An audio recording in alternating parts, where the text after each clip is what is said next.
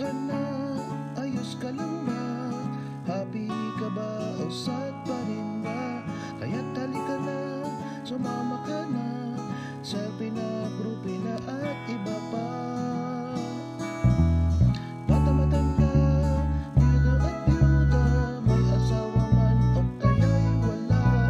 Sama-sama tayo'y maglakbay, dito ka na, di ka na mag-iisa. Bebop, bebop na tayo, bebop, bebop na.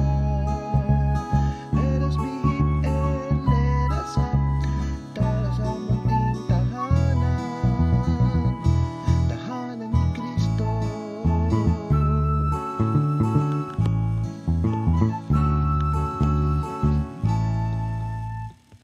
Good afternoon! Welcome to PPAP Live!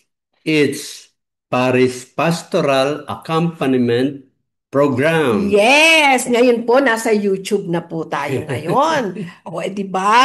Parang maganda rin kasi lahat po ng mga palabas ng PPAP Live nandito po sa playlist. Kaya yung na-miss po ninyo, madali na ninyong makita. Yeah. So, depende nga yun sa topic na kunyari parenting, ganyan, ano. And then, ano pa, yung coffee time po namin, yung hindi po nakakala, meron po kaming reflection ni Brother June. Everyday po yon, reflection yon. Nandito rin po yan sa MHC P-Pop YouTube channel. Yan. So, simula po ngayon, pagsabihin nyo na po sa mga pino-forwardan nyo na yung link ng MHC P-Pop YouTube channel na po tayo. Yan. Okay, yeah. Okay. Kailangan, syempre, as usual, pakita natin ano ba yung PubMat, ano ba yung cover ng ating video, no? Yung title. Alam mo, nakikita niyo ba yung nasa likod? Dalawa po yung title na yan eh. Hindi po talaga pwedeng maghiwalay. Ano yun? The Fruit of Love. The Gift of God. Wow, Yeah. ganda naman. Ba? Para sa atin, it is the fruit of our love for one another. Yes.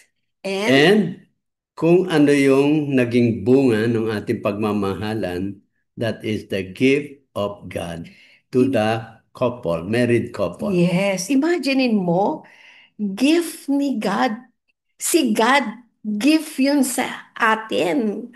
Grabe, di ba? Yeah. Di ba pa yung ating mga ninong-ninang pag nagbigay ng gift, talagang tinetreasure natin. Yes. Hindi man yan pera, no? Kasi madalas pera yung kunyari, frame, di ba? Talagang nilalagay natin sa yung kitang-kita natin para natitreasure natin, naaalala natin. Okay? Ito pa kayang gift ni God. Yeah. Yan, so basahin natin. From chapter 5 of Amoris Laetitia, Love Made Fruitful, paragraph 165. Love always gives life. Conjugal love does not end with the couple. The couple, in giving themselves to one another, give not just themselves, but also the reality of children, who are a living reflection of their love, a permanent sign of their conjugal unity, and living an inseparable synthesis of their being a father and a mother. Ayan. Okay. Napakaiksi po, no? Yan lang po yung paragraph. Kung gaano kaiksi, ganun kahaba yung journey at yung pagmamahalan na madadaanan po pag ito po ay inyo talagang dinibdib. Di ba?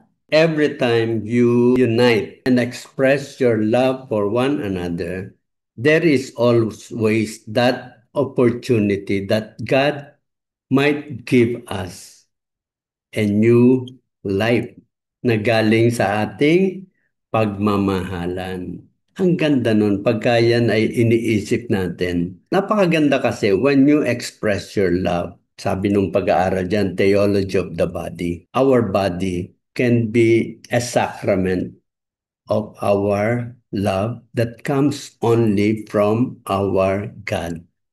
Yan ang tunay na pagmamahalan. Correct. Kaya sa title natin, Love Made Fruitful. Yan yung title ng sa libro. Oo. Kaya then, ang pinili natin title dito sa ating video ngayon is The fruit The Fruit of of Love. love. And it is the gift of God. Kaya din namin ito napili. Kasi parang, ewan ko ha, nalulungkot kami. Kasi yung mga, hindi naman lahat, no? Pero parang yung mga bata ngayon, kontento na sila na na hindi na sila mag-aanak, di ba? Parang puro aso na lang yung bit-bit nila. Sana naman, kahit na nag-aalaga sila ng mga aso, talaga namang alaga lang nila yun. Hindi yun ginagawa nilang baby yon. Kasi iba po talaga ang tao na inaalagaan mo kaysa aso. Ay, ako rin, alam mo, mahilig ako sa pets. Kaya nga nung namatay yung alaga kong dog, ayoko na mag-alaga eh. Para din talagang tao na parang talagang binuhos ko din yung pagmamahal sa kanya. Tsaka kasi talagang mabait yung aso eh. Among-amo nakalibing pa, nilibing ko pa din talaga siya. Kaya lang, nung nag-asawa na ako, iba yung pagmamahal ko sa anak ko compared doon sa aso, di ba? Iba talaga po. Kasi ito, ekskwento ko na lang, ano. Ako kasi, di ba, Paul, alam niya naman na may polio ako. 4 years old pa lang, hindi na ako nakakalakad. So, alam niyo ba, worried ako. Sabi ko, parang gusto ko syempre mag-asawa, no? Magkapamilya. Pero, syempre, pag nag-asawa ko, sabi ko, magkakaanak ako.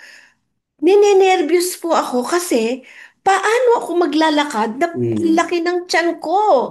So sabi ko, kaya nagkakaroon ako ng parang urong-sulong ako na mag-aasawa ba ako? Mag-aanak ba ako?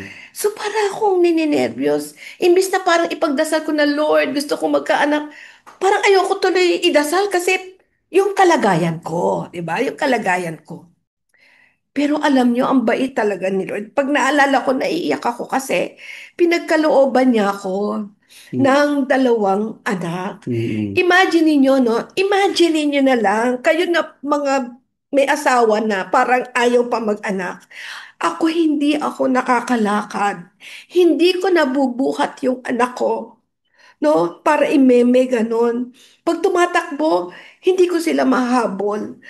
Pero bakit nag-anak pa rin ako ng pangalawa? At kung hindi ko pumasok sa isip ko na ang hirap naman mag-alaga, hindi talaga. Pero kung iisipin ko, malalaki na sila ngayon, parang paano ko naalagaan yun? Eh si Jun nagtatrabaho po siya noon. Housewife, as in housewife ako na ako nagluluto, ako lahat naglalaba. Kasi meron naman kaming katulong pero hindi naman ako yung umaasa sa kasambahay. So ako talaga yung nag-aalaga. Bababa ako sa hagdanan. Imaginein mo, alam niyo yung nakaupo sa hagdanan, tapos bit-bit ko isas, gaganon ako. Hindi ako makatayo eh. Kailangan akong bumaba kasi yung hindi ko na off, meron ako hindi na off. Kaya pag umaalis si Diyo sa office, oy, off mo na lahat yan kasi pag nasa taas, hindi na ako bababa. Eh, may nalimutan ako, hindi ko naman pwedeng iwan siya sa taas.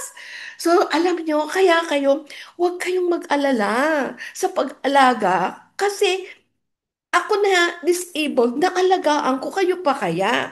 At saka kayo, meron tayong yaya. Pero ang maganda kasi, yung may yaya kasi nga, nagtatrabaho sila, di ba? So ako naman, hindi ako na talagang nagwo-work. Pero yung yaya will be there. Pero pag uwi ninyo, kailangan yung time na nawala nyo, iibigay naman ninyo. So yan yung para hindi mawala yung amor ba na napupunta sa yaya. We need to understand itong sinasabi na regalo ng Diyos sa mag-asawa. At ito yung sinasabi, yan ay bunga ng ating pagmamahalan.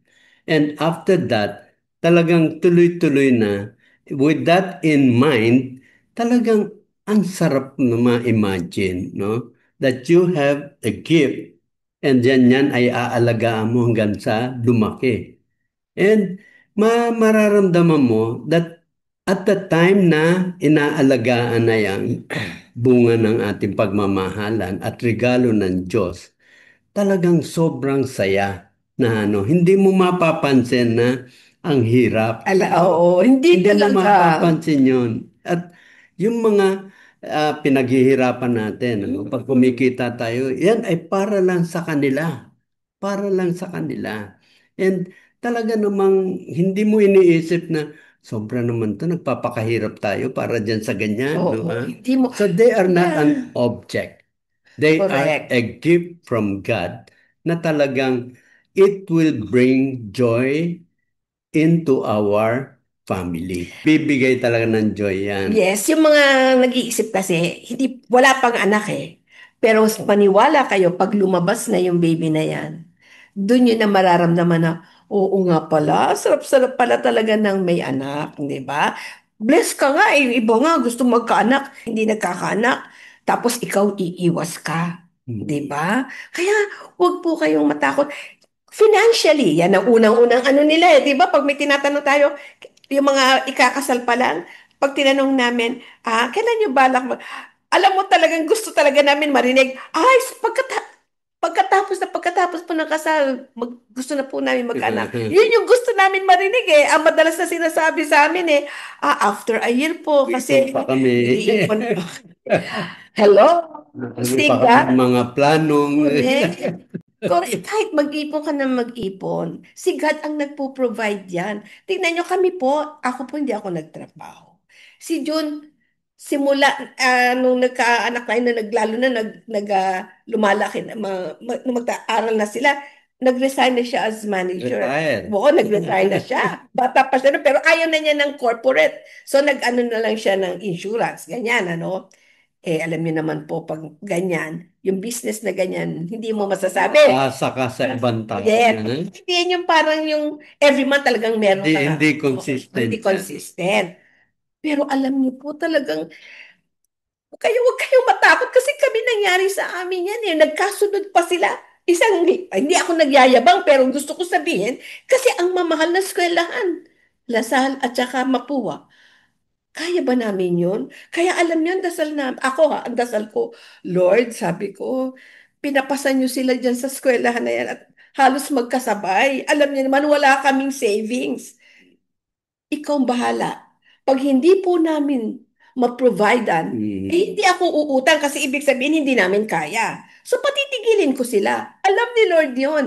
Hindi inalaw ni Lord. Hindi inalaw ni Lord na napatigil sila dahil wala kaming pambayad sa tuition fee. Pero yung bayad namin sa tuition fee, laging pag malapit na yung deadline, doon lang kami nagkakaroon. Monthly. Installment lagi. No? Installment lagi tayo. No? Kaya huwag kayong matakot. Kasi talagang lahat po yan ipro-provide ni God. Hindi ba? Kaya wag sana wag niyong pangunahan. Kasi sabi nga, that is the gift of God. Now, pagka meron bang taong magbibigay sa iyo ng regalo, iaano mo, sasarado mo yung pintuan mo. Hindi, di ba? So, ibig sabihin, so pag nag-loving-loving kayo, magkakaroon ng fruits yun, di ba? O, yun na yung gift ni God. Eh, pag sinarado nyo yung loving-loving ninyo, through yung mga iniinom na pills, no? Yung mga umiiwas kayo dahil ayaw nyo magkaanak. Parang si God ayaw mong pumasok sa inyo. No? Yung kanyang pagmamahal. So dapat ang sarap eh. Ang sarap i-express yung love sa asawa na wala kang iniisip. No, di ba? Na, tika, baka tayo, ano ugat? Hindi. Baka mabuo. Oo, di ba? O kaya pag nag-pills ka, ay naku, baka magkaroon ako ng sakit o gano'n, di ba? Kaya iba talaga. Kaya yung bata, Freely, oh. lahat, Freely.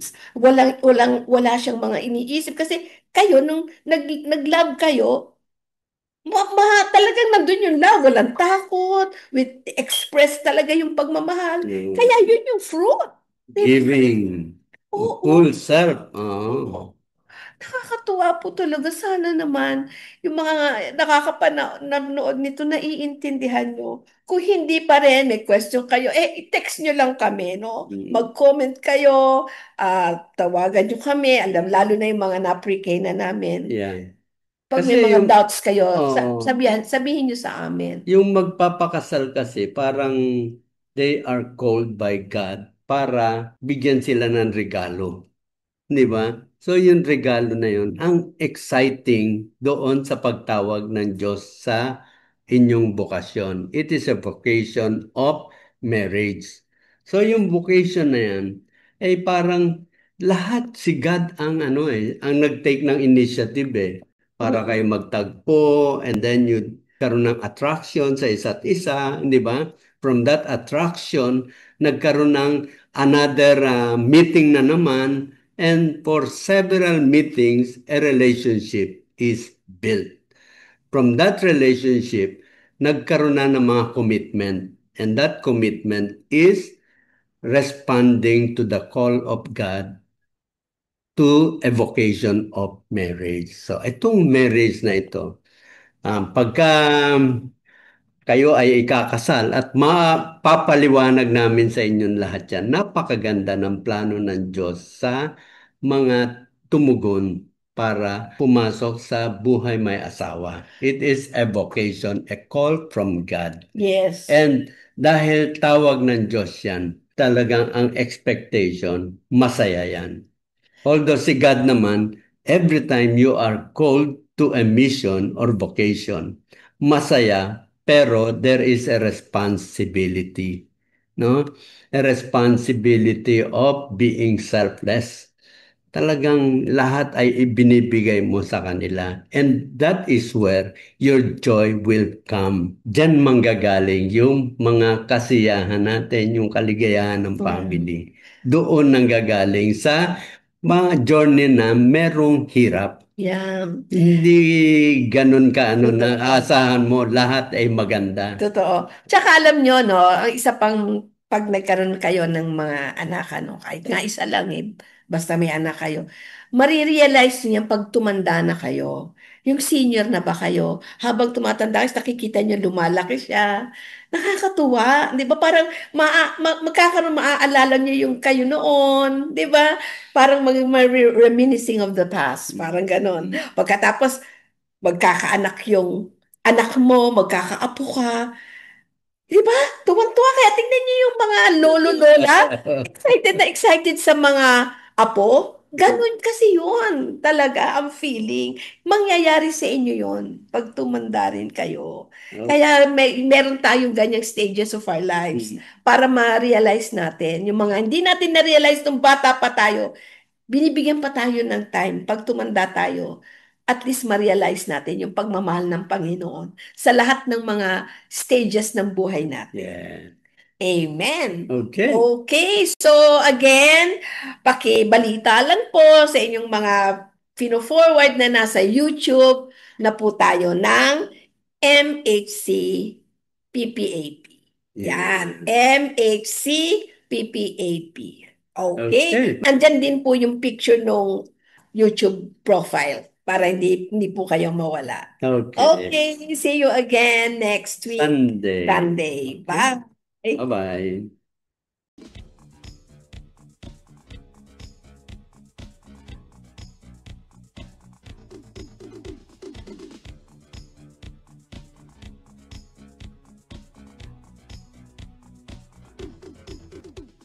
Kumusta ka na?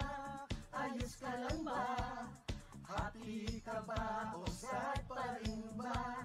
Sige sabihin mo't makikinig ako. Kahit ano pa yan, mag-enjoy tayo. Dito sa Pipak tayo'y magkatropa, kapuso, kapatid at kapamilya. Bata matanda, biyudo at biyuda, may asawa man o kaya'y wala. Pipak na tayo, pipak na. Let us be hip and let us hop, para sa munting tahanan, tahanan ni Kristo.